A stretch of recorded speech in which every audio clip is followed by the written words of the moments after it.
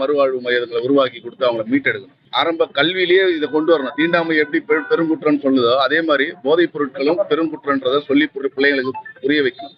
கல்வியில கொண்டு வரணும். எல்லாத்தையும் சாதி மதம் இந்த போதை அடுத்தது இந்த பிரச்சனைக்கு எல்லாத்தையும் கல்வி ரீதியாவே ஆரம்ப ஒரு ஒரு ரோடு கிராஸ் பண்ணா கூட ஒரு நன்றி சொல்லிட்டு போற நாடுகள்லாம் இருக்கு.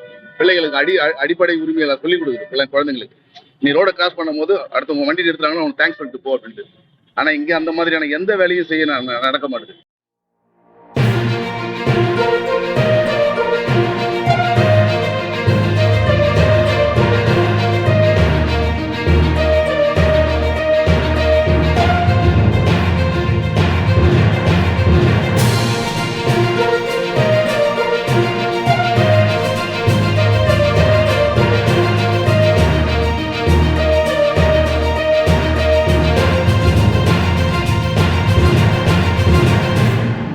மறுவாழ்வு மையங்களை உருவாக்கி கொடுத்து அவங்களை மீட்டெடுக்கணும். ஆரம்ப கல்வியிலேயே இதை கொண்டு வரணும். தீண்டாமை எப்படி பெருங்குற்றம்னு சொல்லுதோ அதே மாதிரி போதைப் பொருட்களும் பெருங்குற்றன்றதை சொல்லி பிள்ளைங்களுக்கு புரிய வைக்கணும்.